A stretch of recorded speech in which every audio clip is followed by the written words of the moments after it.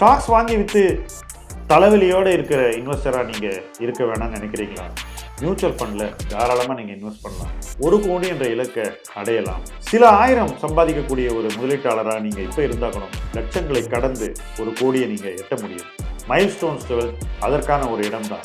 அது உங்களுக்காக தான் உருவாக்கி இருக்கோம். இந்த பிளாட்ஃபார்ம் மூலமாக நீங்கள் நிச்சயமாக 1 கோடி என்ற இலக்கை அடைய முடியும். ஒவ்வொரு மைல்களாக கடந்து 1 கோடி உங்களுக்கு வந்து சேரும். கீழே உள்ள ஃபார்மை ஃபில் பண்ணுங்க, M2W சேருங்க, நிம்மதியாக இன்வெஸ்ட் பண்ணுங்க. ஏப்ரல் மிக முக்கியமான ஒரு முதலீட்டு மாதம். முதலீட்டு களத்திற்கு இது ஒரு மிகச்சிறந்த ஒரு காலகட்டம். ஏன்னாக்கா நம்முடைய ப்ரோக்ராமிங்கை மாற்றிக்கிட்டு வரோம். உங்களுக்கு எதை கொடுத்தால் பயன் கிடைக்கும் அப்படின்ற ஒரு சிந்தனையோடும் இந்த காலச்சூழலுக்கு எந்தெந்த அறிவுறுத்தல்கள் அறிவுரைகள் உங்களுக்கு பயனளிக்கும் என்ற ஒரு புரிதலோடும் நம்ம புதிதாக பயணிக்கிறோம். இந்த புதிய பயணத்தில் அடுத்த கட்டமாக முதலீட்டு களம் டிஜிட்டல் மீட்டு முதலீட்டு களம் சப்ஸ்கிரைபர்ஸ்க்கு மட்டும்தான். ஸோ நீங்கள் முதலீட்டு களத்துக்கு சப்ஸ்கிரைப் பண்ணியிருந்தீங்கன்னா இந்த வீடியோவில் இருக்கக்கூடிய லிங்க்கில் இருக்கக்கூடிய ஃபார்மை ஃபில் பண்ணுங்கள், டிஜிட்டல் மீட்டில் கலந்துக்கங்க. இன்னும் நீங்கள் முதலீட்டு களம் சப்ஸ்கிரைபர் ஆகலைனாக்கா சப்ஸ்கிரைப் பண்ணுங்கள், ஃபார்மை ஃபில் பண்ணுங்கள். ஏப்ரல் 14 அன்னைக்கு நம்ம எல்லாரும் டிஜிட்டல் மீட்டில் சந்திக்கலாம்.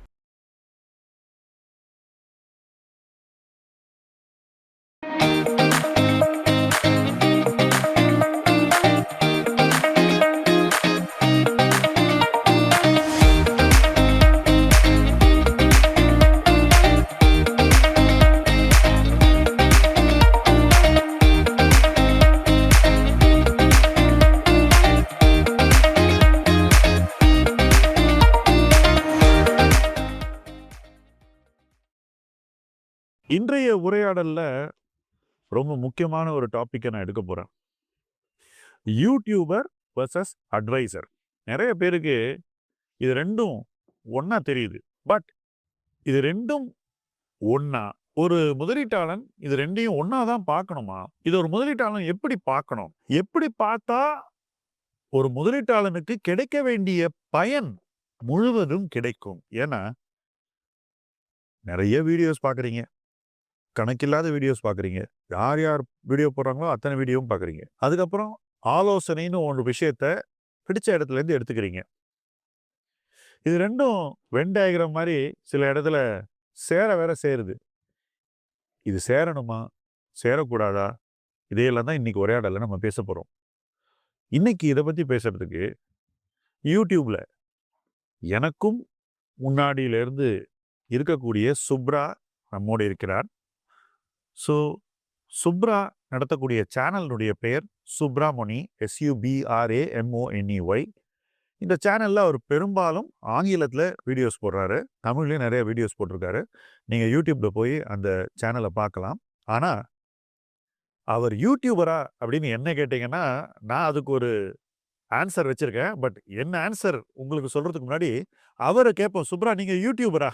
இது நிறைய வேலை பண்ணிட்டு கடைசியில் சரி யூடியூபும் பண்ணலாம்னு வந்தவன். கரெக்ட். எனக்கு யூடியூப் பண்ணணும்னு எப்போ தோணித்து? மார்ச் 2020. அது வரைக்கும் நான் என்னையே ஏமாத்திட்டு இருந்தேன். இல்லை, நல்ல கேமரா வேணும், ஸ்டாண்ட் வேணும், இது யார் இதெல்லாம் பாப்பா, யார் பாப்பா, இவ்வளோ சேனல்ஸ் இருக்கு, நம்மள யாராவது பாப்பாடா? ஆனால் 2020 மார்ச்சில் தெரிஞ்சிடுது ஒன்றும் எக்ஸ்கியூஸே இல்லை, வீட்டில் தான் இருக்கணும், ஏதாவது பண்ணணும். அதனால நான் நீங்கள் யூடியூப் சேனல் ஆரம்பிச்சீங்க? இல்லை, இன்னைக்கு இன்னொன்று தெரிஞ்சதுன்னா பிளாக் ரன் பண்ணிட்டு இருக்கேன். நிறைய வருஷமா பிளாக் 2000 பிளாக் இன்னும் லைவாக இருக்கு? இல்லை, லைவாக இருக்குது. ஆனால் நான் போடுறது இல்லை. எல்லாத்தையும் நான் யூடியூப்க்கு மாற்றிட்டேன். நான் எழுதுறதை விட்டுட்டேன், கொஞ்சம் சோம்பேறித்தனத்தினாலையோ வாட் எவர் ரீசன்ஸ். அதனால நான் எழுதுறது இல்லை. அதனால இதில் வந்துட்டேன். அதனால என்கிட்ட கண்டென்ட் நிறைய இருந்தது.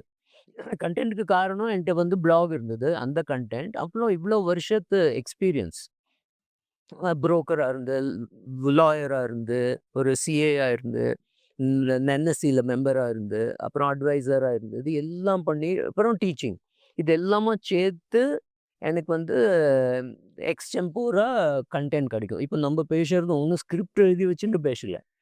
அதனால யூடியூப்லேருந்து பணம் பண்ண முடியுங்கிறதே எனக்கு தெரியாது. ஏன்னா நான் பாட்டுக்கு யூடியூப் போட்டிருந்தேன். திடீர்னு யூடியூப்லேருந்து ஒரு நாள் வந்தது, you are eligible for monetising. எனக்கு அது மானிட்டபிளே தெரியாது. என்ன வருது 20,000 30,000 அதை வச்சு என்ன இல்ல அது $10 வரும் ஒரு நாள் மேக்ஸிமம். அதுக்கு மேல அத வச்சு பணம் பண்ண முடியாது. யூடியூப்ல பணம் பண்றது, அத பத்தி நம்ம அப்புறம் பேசுவோம். ஸோ நான் வந்து சும்மா இட் வாஸ் ஃபன். அதனால நான் யூடியூப் பண்ண ஆரம்பிச்சேனே சரி, தவிர இப்ப எனக்கு ஒரு கிளாரிஃபிகேஷன் சொல்லுங்க. நீங்க இவ்வளவு வீடியோ போடுறீங்க. உங்களுக்கு கிட்டத்தட்ட எவ்வளவு வியூவர்ஸ்? ஒரு 70,000 75,000. எனக்கு தெரிஞ்சு 75,000 கிட்ட இருக்கு. இந்த 75,000 வியூவர்ஸும் உங்கள்ட்ட நிறைய உங்கள அப்ரோச் பண்றாங்க. என்ன? சுப்ரா எனக்கு ஷேர்ல அட்வைஸ் பண்றீங்களா? மெயில் நிறைய வருது. நீங்க எனக்கே நிறைய உங்க மெயில்ஸ் எல்லாம் ஃபார்வர்ட் பண்றீங்க. அ இப்படி தனிப்பட்ட ஆலோசனை. பட் நீங்க வந்து யாரையும் அ தனிப்பட்ட முறையில பணம் வாங்கிட்டு மீட்டிங் குடுக்கறது, பண்றது கிடையாது. அதேபோல கடந்த பல ஆண்டுகளா நீங்க வந்து இது அட்லீஸ்ட் இந்த சேனல் ஆரம்பிச்சதுல நீங்க யாரையும் புது கஸ்டமரா கூட எடுத்துக்கிட்டது கிடையாது. கரெக்ட்டா? புது வாடிக்கையாளர்னு யாரையும் எடுத்துக்கிறதில்ல. நீங்க பண்ணக்கூடிய உங்களுடைய advisory activity mutual fund distribution மூலமாக நீங்க அளவோடு ரொம்ப வருஷம் முன்னாடி யாருக்கு பண்ண ஆரம்பிச்சீங்களோ, தொடர்ந்து அவங்கள மெயின்டெயின் பண்ணிட்டு இருக்கீங்க. இதுதானே நடந்துகிட்டு இருக்கு. ஸோ நீங்க யூடியூப் வந்ததுக்கான காரணம் வந்து பார்த்தீங்கன்னா, அதிலிருந்து ஏதோ பெரிய எக்கனாமிக் கெயின் உங்களுக்கு கிடைக்குன்ற காரணத்தோட இல்ல. நீங்க பிளாக் பண்ணிட்டு இருந்தீங்க. போர் அடிச்சிருது. பிளாகிங்க்கு பதிலா video blogging or vlog or whatever இன்னைக்கு யங்ஸ்டர்ஸ் சொல்லக்கூடிய அத நீங்க இங்க பண்றீங்க. அதானே? கரெக்ட். பட் இப்போ உங்களுக்கும் யூடியூப் மூலமாகவே ஒரு பிசினஸ் மாடல் வச்சிருக்கக்கூடிய நபருக்கும் உள்ள வித்தியாசத்த நம்ம வியூவர்ஸ்க்கு சொல்லுங்க. இப்ப நானும் யூடியூப்லேருந்து பணம் பண்ணணுமானா, நிஜமாவே ரீசனபிள் பணம் பண்ணணுமானா, ஒரு 40 மியூச்சுவல் ஃபண்ட் இருக்காம். ஒவ்வொருத்தனையும் அப்ரோச் பண்ணி உன் ப்ராடக்ட்ட பத்தி பேசுறேன்னா, 1,4 லட்சம் பெர் எபிசோட் கிடைக்கும். மாசத்துக்கு 4 பண்ணினா கூட வருஷத்துக்கு 50 லட்சம் ஆச்சு. ஆனா நான் ஒண்ணு பார்த்தாச்சு. ஒரு கம்பெனிட்டேருந்து பணம் வாங்கிட்டு, அவளோட ஒரு ப்ராடக்ட்ட பத்தி பேசினா, நாளைக்கு அவள பத்தி கம்ப்ளைண்ட் வந்தா, அத பத்தி நம்ம பேசுறதுக்கு தகுதி இல்ல. தகுதி இல்ல. அப்புறம் அவன் ஃபோன் பண்ணி, "ஏன் சூப்பரா ஏன் பேசுறம்மா?" நம்மளுக்கு அடுத்த பிசினஸ் வராதோங்கிற பயத்துல நம்மளே பண்ண மாட்டோம். ஸோ ரொம்ப ப்ரெஷர் வந்துடுது நம்ம மேல. இது பண்ணக்கூடாதுன்னு. அது மாத்திரம் இல்ல, ஒரு மியூச்சுவல் ஃபண்ட்லேருந்து நான் பணம் வாங்கின்னு பண்றேன். அவளோட சிஸ்டர் கன்சர்ன் கிட்ட யூலிப் இருக்கு. அந்த யூலிப்ப யாரோ வாங்கினா, அத பத்தி நம்ம கிரிட்டிசைஸ் பண்ணினாக்க, இவனே ஃபோன் பண்ணி ஃப்ரீடமே நீங்க இழந்துருவீங்க. ஃபுல்லா எழுந்துடும். அதுக்கப்புறம் கிரெடிபிலிட்டியும் போயிடும். ஓ! இவன் பணம் வாங்கிட்டு எழுதுறான். ஒரு வீடியோ 4,000 வீடியோஸ்ல ஒரு வீடியோ பணம் வாங்கிட்டு போட்டாக்க, பாக்கி 3999 வீடியோஸ்க்கு கிரெடிபிலிட்டியே இருக்காது. பட் இப்ப நான் ஒரு இன்வெஸ்டரா உங்கள்ட்ட வரேன். 1 ஹவர் எனக்கு அட்வைஸ் குடுங்க சுப்ரா அப்படின்னு சொல்லிட்டு நான் ரூ. 10,000 பே பண்ண ரெடியா இருக்கேன். இந்த மாரி எத்தனையோ பேர் உங்கள அப்ரோச் பண்றாங்க. நீங்க அவங்கள்ட்டயும் ஒண்ணுமே அந்த மாரி ஒரு ஆக்டிவிட்டி பண்ணலல்ல. அது அதனுடைய அதனுடைய விளக்கம் என்ன? இல்ல அது பண்ண வேண்டான்னு. ஏன்னா ஒருத்தர்ட்டேருந்து பணம் வாங்கிட்டாக்க, அப்புறம் ரெகுலரா அவ திரும்ப ஃபோன் பண்ணுவான். சான்ஸ் இருக்கு. எனக்கு வந்து ஹோம் ஒர்க் பண்ண வேண்டிய அவசியம் ஏற்படக்கூடாது. இப்போ சார் இப்போ யாராவது இப்போலாம் யாரும் யூடியூபர்லாம் பண்றது கிடையாது. நீங்க தான் நினைச்சிட்டு இருக்கீங்க ஹோம் ஒர்க் பண்றாங்கன்னு. இந்த மாதிரி வீடியோ பார்க்குறவங்கலாம் எந்த ஹோம் ஒர்க்கும் பண்றதில்ல. இந்த மாதிரி பணம் வாங்கிட்டு வீடியோ பார்க்குற நபர்கள மீட் பண்றவங்க, எந்த ஹோம் ஒர்க்கும் பண்றதில்ல. சும்மா மீட் பண்ணி ஏதோ ஒரு 1 மணி நேரத்தில ஏதோ ஒண்ணு சொல்லி 1 மணி நேரம் கூட இல்ல. 1/2 அன் ஹவர் ஏதோ சொல்லிட்டு அந்த பெர்சன் போயிறாரு. அவர் ஏதோ கத்துக்கிட்டதா நினைக்கிறாரு. இட்ஸ் மோர் ஒரு என்ன சொல்றது? அது ஒரு அட்வைஸ்லாம் ஒண்ணும் கிடையாது. அத என்ன சொல்றதுன்னு எனக்கு தெரியல. But it is not advice. ஏன்னா அதில ஒண்ணும் பேப்பர் கிடையாது. ரைட்டிங்ல எதுவும் கிடையாது. எதுவுமே கிடையாது. ஒரு எக்ஸல் கூட கிடையாது ஆக்சுவலா. ஓகே.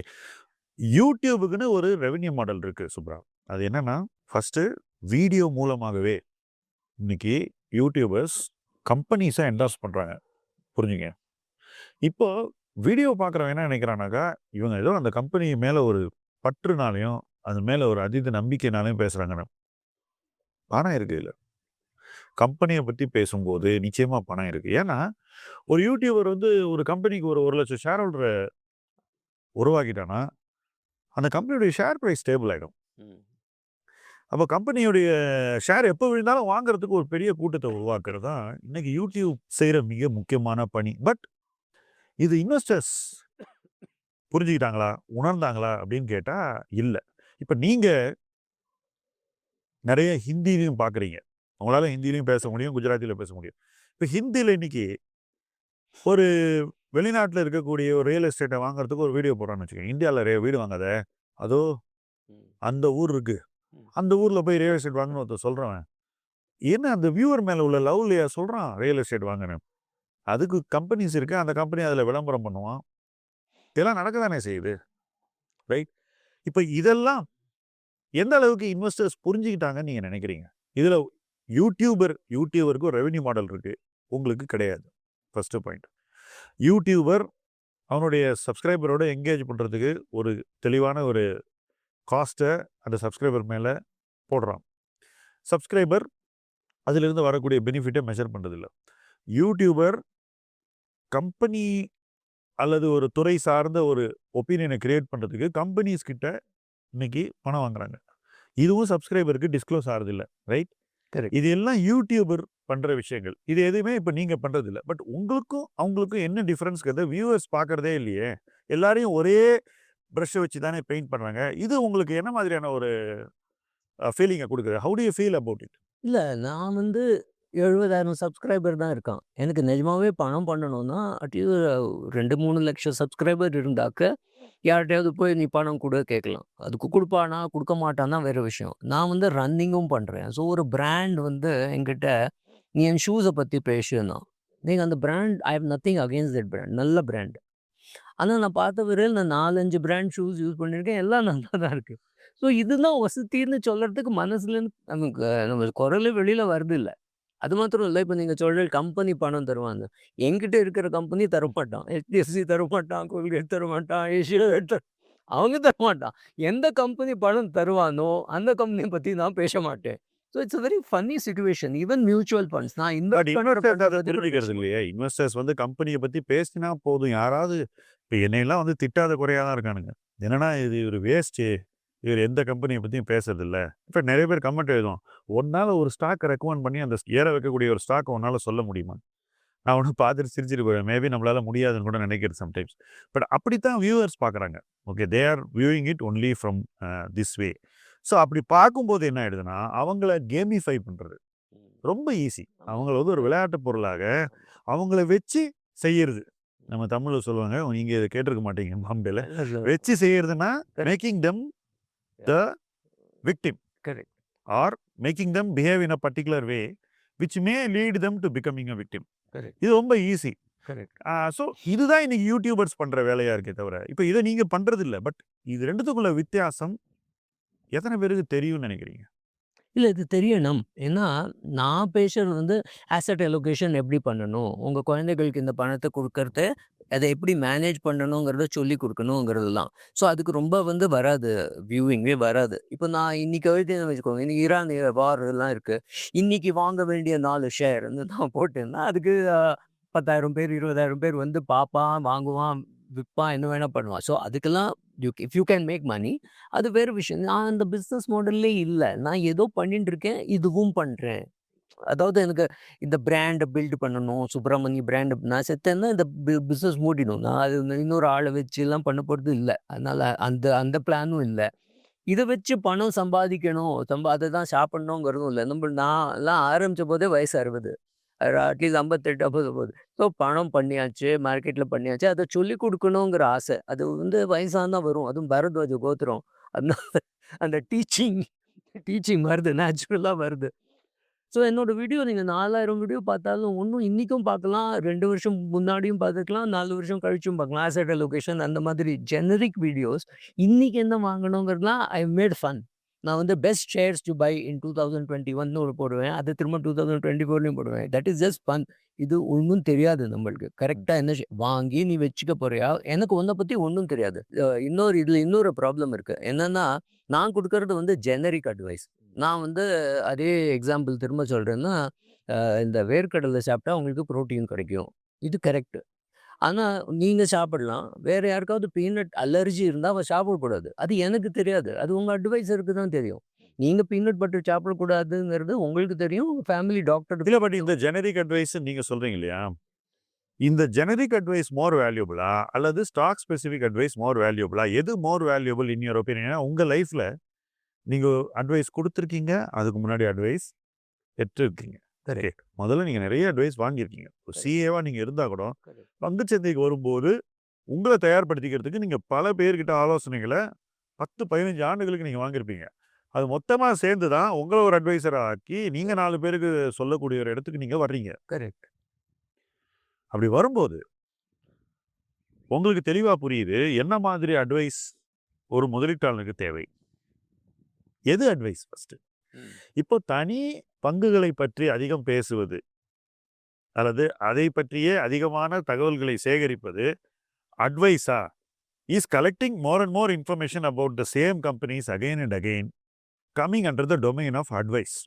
ஆக்சுவலி இது வந்து அ இப்போ செபி கிட்ட ஈக்விட்டி அட்வைசரின்னு ஒரு கிளாஸ் இருந்திருந்தாக்க, அத நான் பண்ணியிருப்பேனா இருக்கும். யாராவது எனக்கு இந்த ஷேர் வாங்கணும்னா, நான் வாங்கணுமா வேண்டாமா அத பத்தி பேசியிருக்கலாம்.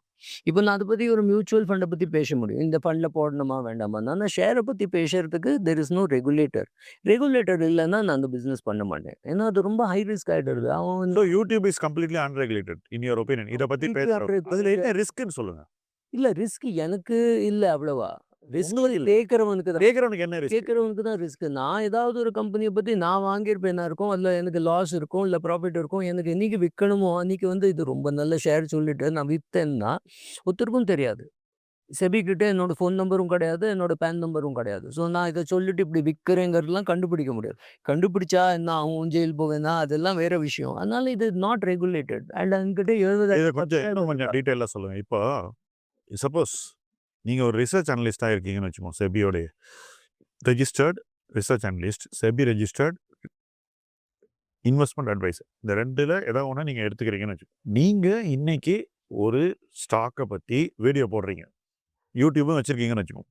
பரிந்துரை நீங்க பண்றீங்க. அல்லது உங்க கஸ்டமர்ஸ்க்கு இமெயில் மூலமா அனுப்புறீங்க. ஏன்னா இன்னைக்கு நிறைய பேருக்கு அப்படி அனுப்பப்படுகிறது. 15 நாள் கழிச்சு நீங்க என்ன செய்யலாம்? 15 நாளைக்கு நீங்க வந்து என்ன பரிந்துரை சொன்னீங்களோ, அத மட்டும் தான் நீங்க கடைபிடிக்க முடியும். பர்சனலா. நீங்க வாங்குங்கன்னு சொல்லி தான் நீங்களும் வாங்கலாம். நீங்க ஆப்போசிட்ல போய் 15 நாளைக்கு விக்க முடியாது. ஆனா 16வது நாள் நீங்க போய் வித்துடலாம். விக்கும்போது நீங்க வாங்குன்னு சொன்ன யார்கிட்டயுமே நீங்க போயி விக்க போறேன்னு சொல்ல வேண்டிய அவசியம் இல்ல ஃபர்ஸ்ட்டு. இதான் ரெகுலேஷன். நான் உங்களுக்கு தெளிவா சொல்றேன். ஸோ அவங்களுக்கு சொல்ல வேண்டிய அவசியம் இல்ல. ஸோ ஒருத்தன் 15 நாள் கழிச்சு இத பார்த்துட்டு 16வது நாள் இது ஏறுனதுக்கப்புறம் வந்து உங்க பங்கு, நீங்க எத பரிந்துரை பண்ணீங்களோ அதையே வாங்குனா, நீங்க அவனுக்கே விக்கலாம். ஸோ இன்னைக்கு ஒரு யூடியூபர் நான் வந்து RA இல்ல RIA வச்சுக்கிறேன்னு சொன்னா கூட, இப்படி பண்ணாக்கா, இப்படி நடக்குது. அதனால தான் நான் இத சொல்றேன். ஒன் சைடு அட்வைஸ் தான் அவங்க வந்து சொல்ல வேண்டியிருக்கு பப்ளிக்கா. அதான். அதர் சைடு இருக்கு பாருங்க, சொல்லாம என்ன வேணா செய்யலான்ற சிச்சுவேஷன் தான் இன்னைக்கு இருக்கு. இத பத்தி உங்க கருத்து என்ன? இது இன்வெஸ்டர எப்படி பாதிக்கும்னு சொல்லுங்க. சி யூடியூப பார்த்து தன் போர்ட்ஃபோலியோ கிரியேட் பண்ணிக்கணும்னு நினைக்கிறவன பார்த்தா எனக்கு சிரிப்பு தான் வருது. இது வந்து நான் டிவி பார்த்து கிரிக்கெட் ஆட போறேங்கிற மாதிரி. இல்ல நான் திருவிளையாடல் 1000 தடவ பார்த்துட்டேன். நான் சிவாஜி கணேசன் ஆயிட்டேன்னு நினைக்கிறோம். அது இப்படி இல்ல. That is not the truth. It is very difficult. ஏன்னா இப்போ உங்களுக்கு அழகான பூ வேணும்னா, ஒரு செட்டி எடுத்துக்கிறீங்க. அந்த செட்டி does not look like a flower. அதில மண்ணு போடுறீங்க. மண்ணு வந்து பூ மாதிரி இல்ல. அதில கொஞ்சம் உரம் போட்டு, அதில ஒரு ஏதாவது விதை போட்டு, அப்புறம் அதில தண்ணி விட்டு எல்லாம் பண்ணி அத புரொடெக்ட் பண்றீங்க. அதுலேருந்து வருது வந்து ஃப்ளவர். அதே மாதிரி போர்ட்ஃபோலியோ. போர்ட்ஃபோலியோ பண்ணறதுக்கு வேண்டிய எஃபோர்ட் ரொம்பவே டிஃபரெண்ட். சும்மா போர்ட்ஃபோலியோ பார்த்தா போர்ட்ஃபோலியோ வராது. நெறைய பேர் போர்ட்ஃபோலியோ மானிட்டரிங்னா தினம் போர்ட்ஃபோலியோ பார்க்குறேங்கிறான். போர்ட்ஃபோலியோவ பார்த்தா போறாது. அது என்ன நடக்கிறது அங்கன்னு புரியணும். குவார்ட்டர்லி எப்படி ரிசல்ட் மாறுங்கிறத எப்படி புரிஞ்சுக்கணும். மாறுங்கிறது புரியணும். இந்த கம்பெனி பொய் சொல்றானா, நிஜம் சொல்றானா புரியணும். அந்த கம்பெனி என்ன சொல்றான், என்ன பண்றான் அதையும் பார்க்கணும். இது எல்லாத்தையும் பார்த்து தான் ஒரு கம்பெனி இப்போ ஒரு பெரிய மியூச்சுவல் ஃபண்ட்னா அவன் 40 அனலிஸ்ட் எதுக்காக வச்சிருக்கான்? நம்ம எல்லாம் நம்மளே பட் அவங்கள இந்த இன்ஃப்ளூயன்சர்ஸ் ரொம்ப அதாவது யூடியூபர்ஸ் வந்து அவங்கள ரொம்ப கன்டினியூஸா அட்டாக் பண்ணி பாத்தியா, அவன் கூட இந்த ஷேர வச்சிருக்கான். நான் ஒரு உதாரணம் சொல்றேன்.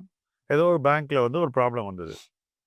ப்ராப்ளம் வந்த உடனே, நான் அதுக்கு முன்னாடிலேருந்தே இந்த பேங்க்ல ப்ராப்ளம் வரும். இது பார்க்கக்கூடாதுன்னு ஒரு காஷனரியான ஒரு டோன்ல சொல்லியிருந்தேன்னு வச்சுக்கங்களேன். அது வந்த உடனே பார்த்தீங்களா, இது மாரி வருது. இத தவிர்க்கணும்னு நான் வந்து ஒரு எச்சரிக்கையா ஒரு விஷயத்த சொல்றேன்னா, என்கிட்ட வந்து மியூச்சுவல் ஃபண்ட் நீங்கலாம் பரிந்துரை பண்றீங்க இல்லையா? அந்த மேனேஜரும் வச்சிருக்கான். அப்படின்னு ஒரு ஆர்குமென்ட்.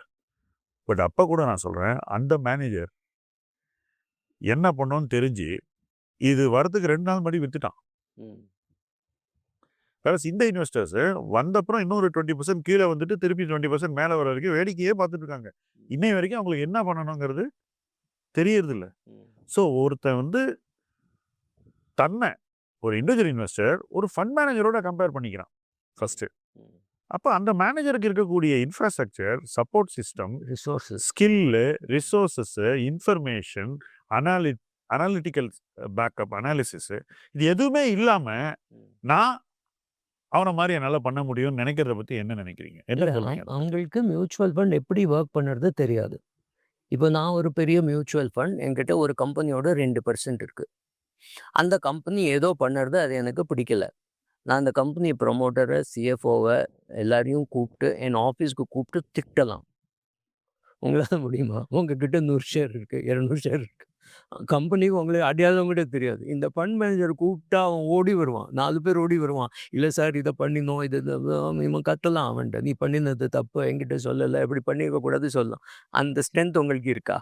அப்புறம் மியூச்சுவல் ஃபண்டில் ஒரு அனலிஸ்ட் வந்து அதை ஃபுல் டைம் ட்ராக் பண்ணுறான். அவனே ஃபோன் பண்ணி கேட்பான், நீ இது பண்ணினே, இந்த ஊரில் இது பண்ணினே, நேபாள் பிளான்ட்டுக்கு என்ன ஆகும் இந்த ப்ராப்ளமா? கம்பெனியை விசாரிப்பான். கம்பெனியை விசாரிப்பான். கம்பெனியோட கேட்பான், நீ இது பண்ணணும் அவசியமா, நீ இந்த கடன் வாங்கியிருந்தியே எப்படி ரீபே பண்ண போகிற, எல்லாம் கேட்டு கேட்டு நோண்டி நோண்டி நோண்டி கேட்டு அவன் ஒரு நோட் பண்ணுவான். அது வந்து அவனோட ஹெட் ஆஃப் ரிசர்ச்சுக்கு போகும். அவன் அதை படித்து ஒரு சின்ன நோட் பண்ணுவான். அதை ஃபண்ட் மேனேஜர் பார்ப்பான். அப்புறம் ஃபண்ட் மேனேஜரோ சிஏஓ அந்த மேனேஜ்மெண்ட்டை பேசுவான். நீ இது ஒன்றுமே பண்ணாதைக்கு அவனை பார்த்து காப்பி பண்ண முடியுமா? அப்புறம் அவன் எவ்வளோ வருஷம் வச்சுக்க போகிறான்னு உனக்கு தெரியாது.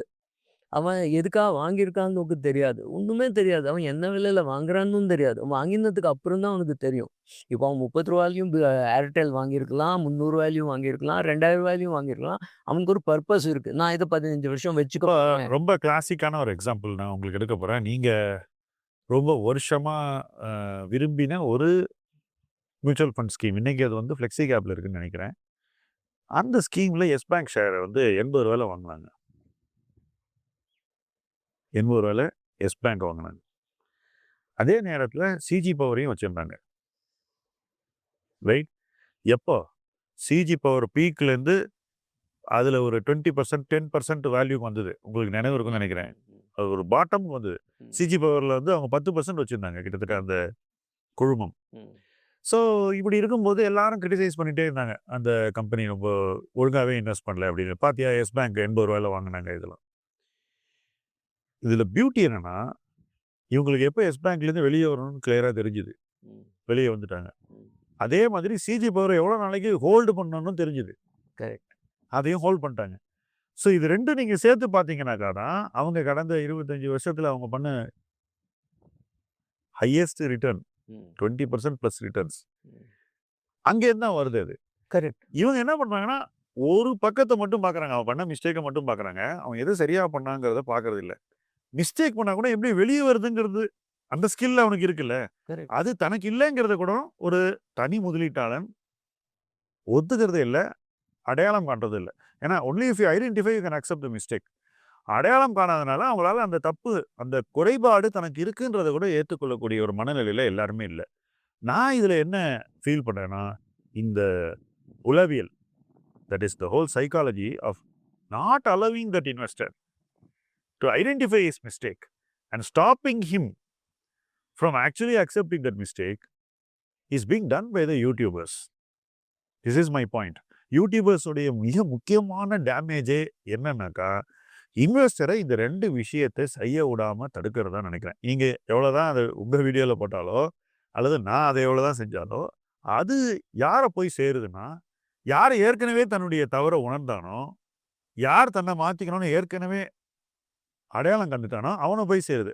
அவன் இதை பார்த்துட்டு நம்மள்ட்ட பேசுவான், அல்லது மறுபடியும் இதை பார்த்துட்டு தன்னை மாற்றிக்குவான், வேறு யார்கிட்டயாவது போய் பேசுவான், தன்னுடைய பியர்ஸ்ட்டை பேசுவான். ஸோவாக அவன் அதுலேருந்து வெளியேறிடுறான். ஓகே, பட் அது ஒரு 1% or 5% of the overall investors who watch YouTube videos. 95% to 99% are the other set. அவங்க என்ன பண்ணுறாங்கன்னா, மெஸ்மரைஸ்டாக தன்னுடைய குறைபாடை அடையாளம் காணாமல் அப்படியே ட்ராவல் பண்ணிகிட்டு இருக்கான். ஸோ அவன் வந்து அதை கரெக்ட் பண்ணவே வாய்ப்பை தனக்கு கொடுத்து கொள்வதில்லைங்கிறது தான் இங்கே பாயிண்ட்டு.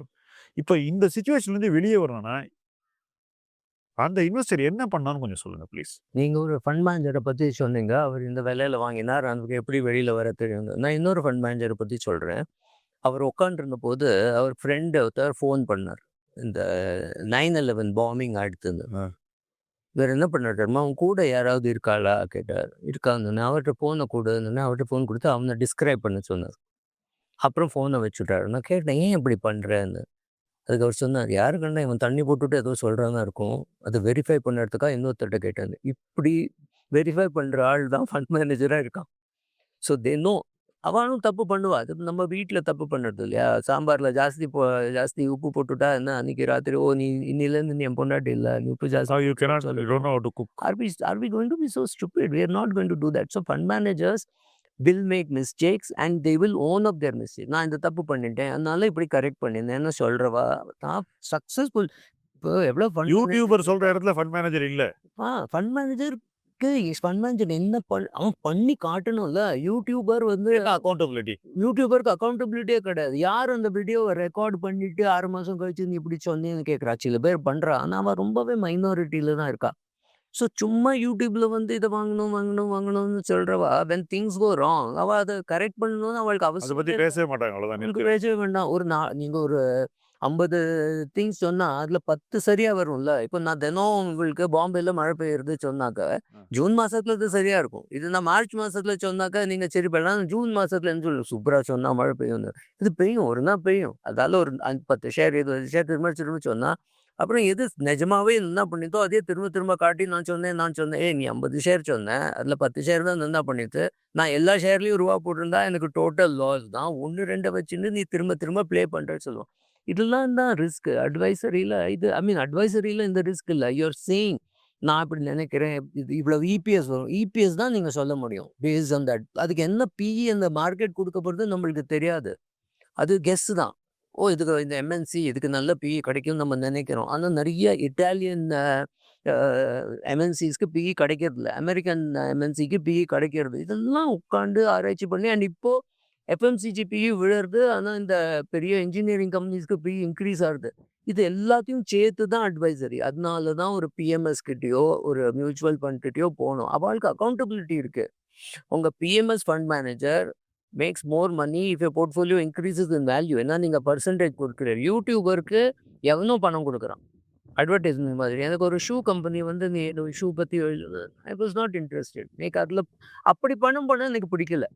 நான் கோச்சிங் சார் இது வியூவர்ஸ்க்கு டிஸ்க்ளோஸ் பண்ண வேண்டிய அவசியமே இல்லை சார். இப்போ ஒரு கம்பெனியை பற்றி ஒரு யூடியூப் வீடியோ போட்டாங்க, அந்த கம்பெனிகிட்ட காசு வாங்கியிருக்கான்னு வியூவர்கிட்ட சொல்ல வேண்டிய அவசியமே இல்லை. இன்னைக்கு சொல்ல வேண்டிய அவசியம் இல்லை. ஆனால் மார்க்கெட் ஃபைண்ட்ஸ் அவுட். மார்க்கெட் தெரியாதா சுருக்க தெரியாது. அப்படின்னா அதுதான் நீ மியூச்சுவல் ஃபண்டு வெறும் ஜெனரிக் அட்வைஸ்க்கு தான் பார்க்கணும். லாங் டேர்முக்கு ஈக்விட்டி நல்லது, ஷார்ட் டேர்மில் டெட்டில் தான் போடணும். இது மாதிரி ஜெனரிக் அட்வைஸ்க்கு யூடியூப்பை பார்க்கலாம். Fantastic content is available. Indian, foreign ரொம்ப நல்ல கண்டென்ட் இருக்கு. ஆனால் இந்த ஷேரை வாங்கு, இந்த ஷேரை வாங்காதே அப்படின்னு பேசுகிற கண்டென்ட்டை பார்க்கக்கூடாது. Very strong statement. இல்லை பார்த்தாக்க தோணும், டெம்ப்ட் ஆகும். கூடாதுங்கிறீங்க. ஆமா, இது வந்து தண்ணி போடுற மாதிரி. நான் சும்மா தான் போறேன், உட்காடுறேன் ஃபர்ஸ்ட்னு. அப்புறம் ஒரு நாள் மோந்து பார்க்க தோணும், ஒரு நாள் குடிக்க தோணும். 6 மாசத்துல you become addicted to alcohol. So Subra என்ன சொல்றாருனாக்கா, யூடியூப் அப்படிங்கிறத எப்படி நீங்க கன்சியூம் பண்ணணும் அப்படிங்கிறது தான் இதுல ரொம்ப முக்கியம் அப்படிங்கிற ஒரு முக்கியமான பாயிண்ட்டை அவர் வைக்கிறாரு. எப்படி கன்சியூம் பண்றதுன்னு முடிவை எடுக்கிறது நீங்க தான். யூடியூப்ல நீங்க ஜெனரிக்கான கண்டென்ட் எடுத்து அதிலிருந்து உங்களை பக்குவப்படுத்திக்கிட்டு வளர்த்துக்கலாம். மாறாக ரொம்ப கம்பெனி ஸ்பெசிஃபிக் கண்டென்ட்டையே தேடி போனீங்கன்னா யூடியூப் தொடர்ந்து உங்களுக்கு அதையே காட்டும். அதுதான் அல்கோரிதமுடைய வேலை. அப்படி தொடர்ந்து கம்பெனியை பற்றின அதே கண்டென்ட் நீங்கள் பார்க்கும்போது உளவியல் ரீதியாக நீங்கள் பாதிப்புக்கு ஆளாகிறீர்கள். அந்த யூடியூபரும் தொடர்ந்து டெய்லி அதை பற்றி பேசும்போது அந்த பாதிப்பை அவங்க அதிகரிக்கிறாங்க உங்கள் மேலே. இது எல்லாம் சேர்ந்து உங்களுடைய முதலீட்டு முடிவுகளை ஒருபட்சமாக்க மாற்றுகின்றன. ஒருபட்சமான முடிவுகளை நீங்கள் எடுக்கும்போது அது முதலீட்டுக்கு பாதகமாக கூட வரலாம் என்பதைத்தான் இந்த வீடியோ மூலமாக, இந்த உரையாடல் மூலமாக உங்களுக்கு சொல்ல நாங்கள் முயற்சித்தோம். தொடர்ந்து இது போன்ற விஷயங்களை பற்றி உரையாடல்ல நம்ம பேசிக்கிட்டே இருப்போம். முதலீட்டு களம் என்பது உரையாடல் மூலமாக உங்களை ஒரு உயர்வான சிந்தனை நோக்கி எடுத்துக்கொள்ளக்கூடிய ஒரு வாய்ப்பு, ஒரு முயற்சி. இந்த முயற்சியில் தொடர்ந்து இணைந்து பயணிப்போம். முதலீட்டு களம் உங்கள் களம். நன்றி.